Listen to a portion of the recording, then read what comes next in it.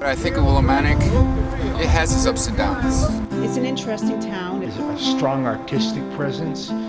Great town, great area, great region. Willimantic is not a place for me, it's my downfall.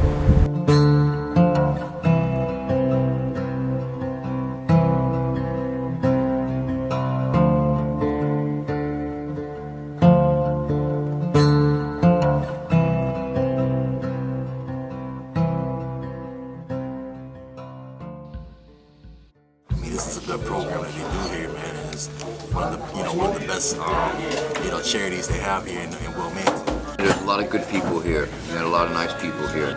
I get nice meals from this place here, covering their soup kitchen. We make difference in people's lives. 11 years ago, we started handing out sandwiches and drinks outside in Gilson Square, right on Main Street. And it was basically, we'd bring a little Red Ryder wagon out with coffee and sandwiches. And after about 3 months, one night it was really cold, and I said to the person that was working with me, "Do you really want to bring the wagon out tonight? And I mean, it's cold." And she said, "Well, if you don't want to go out, think of how people outside must feel." So we began to invite them in. And so slowly but surely they got more comfortable here in the church, having their meal. And then we added a Tuesday night meal where there was live music. So it was like dinner and music.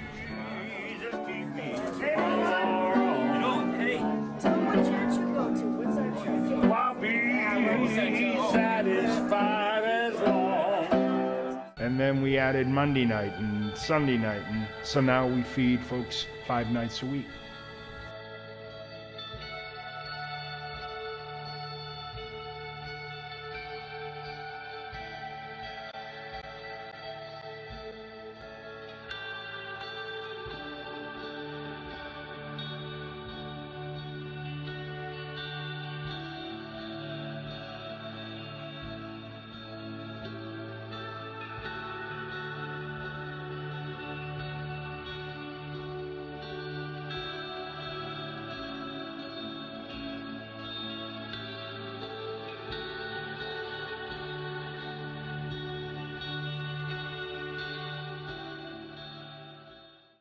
Is Willimantic have more poverty? Yes. Recent census data shows it's around 21%.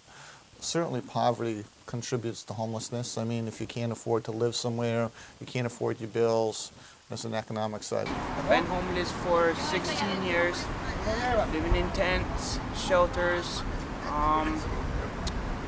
involved with drugs, selling drugs, using drugs.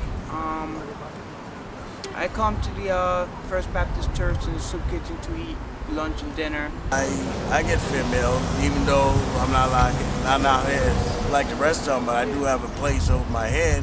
The rest of them are struggling. Back up until maybe the 60s or 70s, it was still pretty thriving. We had a lot of mills. The American Thread Company was here. It employed a lot of people. We had several different mills in the area. We had Rogers Corporation, the American Thread Company, Kendall Company, a lot of employers that brought a lot of people to this area. And but when the factory started going away, people were left and with no place to really go. You know, being homeless is not an easy task. You gotta know when to be safe, when it's gonna rain, when it's gonna be sunny, you know, to protect your clothes, your belongings, worried about other people breaking into your tent and stealing whatever you have.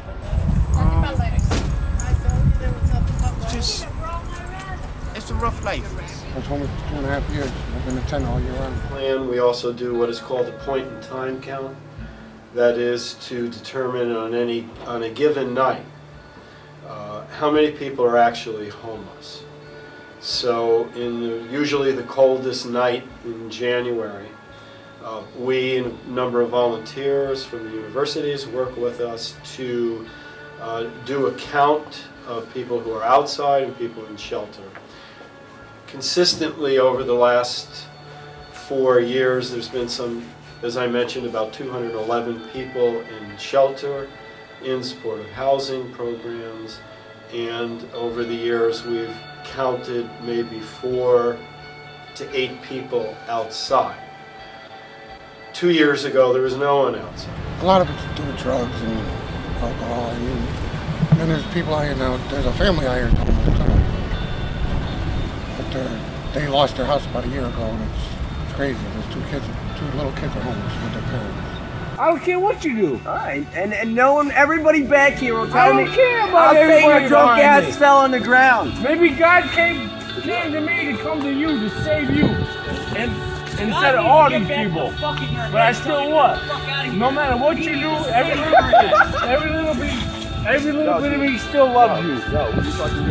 Every little bit of me still loves you. So I don't care what you do.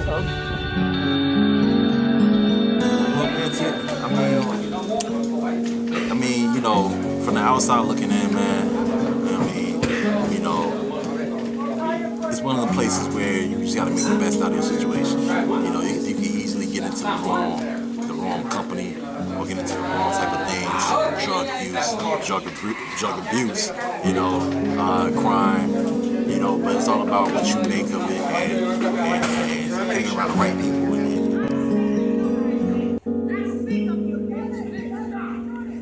Oh, word.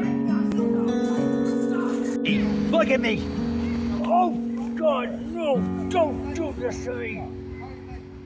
You listen to me. What?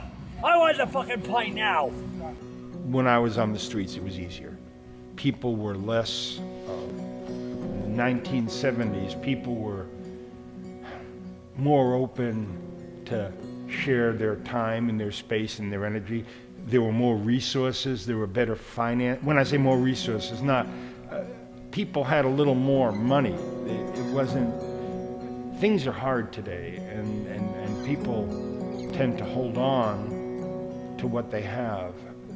There's a lot less trust than there used to be. But there's more than the economic side. There's a mental health issue side. There's a health issue side. There's a social side to it. So there are many contributing factors, and it's not easy. Some of these people that we find out in the unsheltered areas, some of them don't want to go to our shelters, and we do have a great support service here in Wyndham Willimantic, from Wyndham No Freeze Hospitality Center to WRCC, Access Agency, the town of Wyndham, 14 or 15 different agencies in our continuum of care. But if someone doesn't want to get the help, then it's just much more difficult. So there are so many contributing factors, and they're all intertwined. So it's not just, is it this, is it that? Many times it's several. When the town used to administer general assistance, which is also called town welfare, and we used to get many people from the outlying areas, the bigger cities, coming for outpatient treatment, for drug treatment and things like that. And people liked the area when they would come. I mean, their comments would be, you know, it's a nice town, it's a quiet town, I can recover here, it's a great place to be. So I think that also was a big draw for people to come in from bigger cities and smaller towns, just coming in to help with their addictions and their issues, and they were able to make it here, whereas if they went back to, say, Bridgeport or New Haven, or they would just fall into the same cycle that they had. But I think of Willimantic, it has its ups and downs. On the upside, it's a great environment to raise your kids. It's quiet. Schools are great, that I know of. Schools are great to raise your kids. On the downside, there's not many jobs as they should be as other places. There's not enough programs to help the homeless and people and addicts that are out there. Mainly jobs. That's the number one thing that we need here.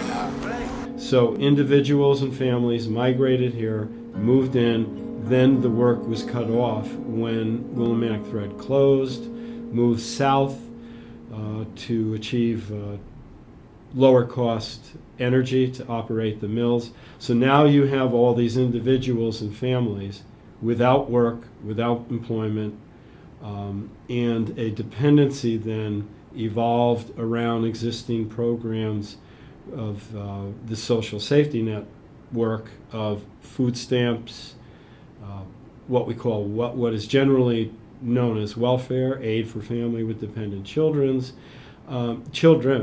and that became an evolving cycle of poverty and dependency rather than self-sufficiency based upon having a job.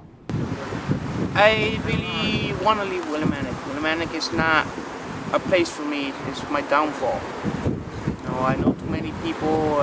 Like I said, I was involved with drugs. They led me to lose jobs, to become homeless, and really there's nothing to offer for people, for a person like me in Willimantic. So, What is your favorite drug? Crack cocaine. Where you from? Willimantic. Hey, one thing. What's your favorite drug? I couldn't get any today. But if you had a drug, what would you do right now? Heroin. Heroin? Why? Well, sometimes they'll sell it to you. Sometimes they'll rob you. Anybody can lose their job. Anybody. A person loses their job, they don't automatically become these people. They're just someone who needs a job. No family is excluded or immune, thank you, from the impact of factors that could lead to homelessness or an economic crisis. So, number of the individuals that we in other agencies house, either in shelter or in our supportive housing programs, again, providing support, counseling, assistance to them. A vast majority of those individuals have experienced mental health issues, diagnosed mental health issues. My sense is that when a lot of state hospitals closed in Connecticut, the people ended up in Willimantic. I think that at one time the city cut deals with the state in order to open up homes, halfway houses, and programs that may have seemed good and enticing at the time, but in the long run have created, we have more than our share of persons with mental health issues. There's a lot of people here for help for people who have disabilities and drug addictions and all sorts of other type of abilities and disabilities. It's kind of the it's kind of the iceberg, if you will, where people see the top of the iceberg, where they see somebody who appears to be desperate, homeless, in need of help. Beneath that, the surface there is their background, and it's usually a diagnosis of a mental health issue, whether it's schizophrenia, deep depression, what have you, clinical conditions, which quite often present later in life. We interviewed this man named Kenny Lassick, aka Batman. So everybody will know he's the leopard man. You'll see him around, everybody's seen him. He just started going off, rambling on about, I forgot what it was about. Transit. Yeah, the Transit Authority, saying that he owns 15 feet on either side of Willimantic, which is really funny, and he just goes on and on and on.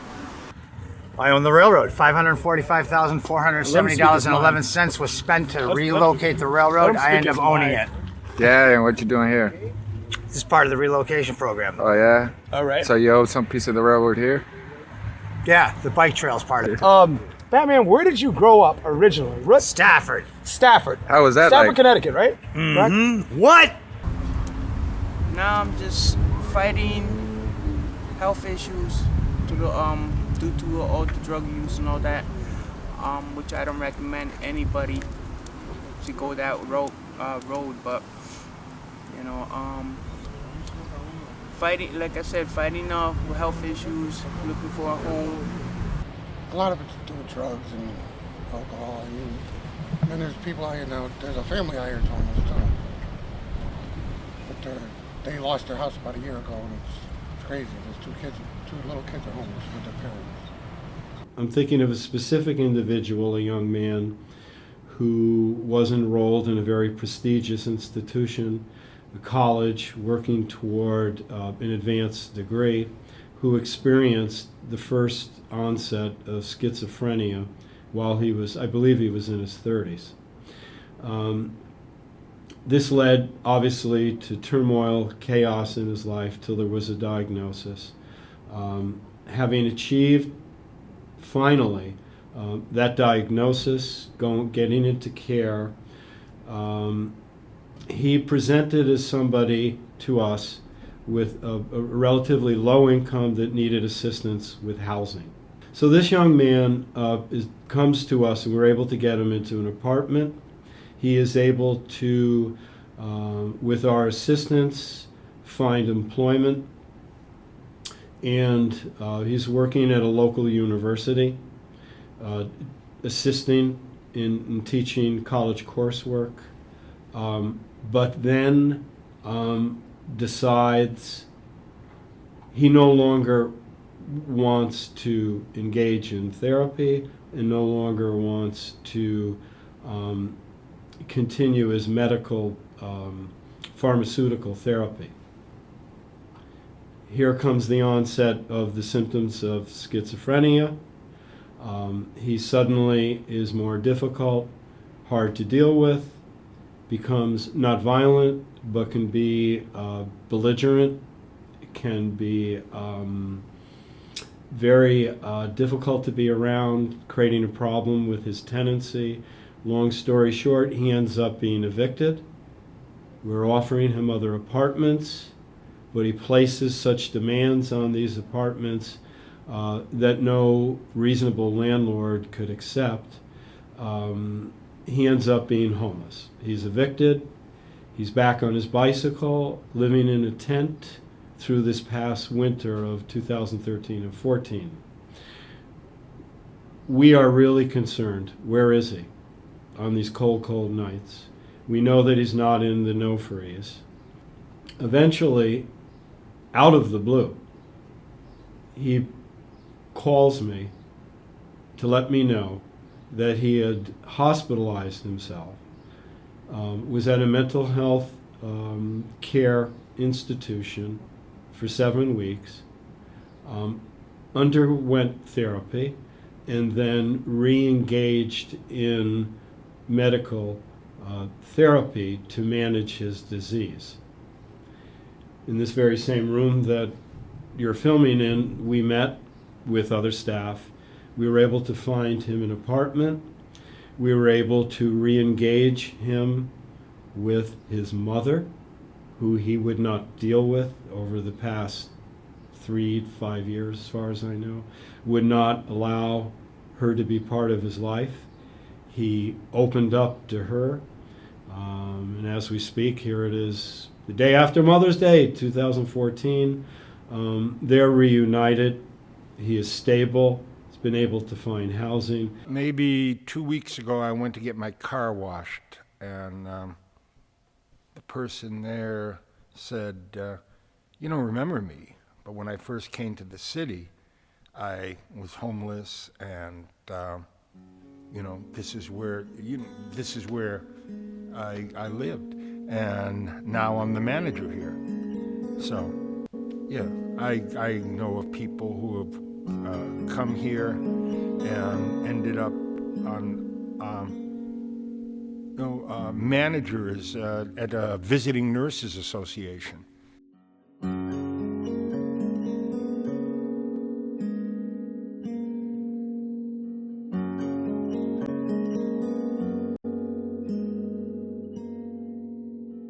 in my opinion, homelessness and poverty is something that probably will always be there.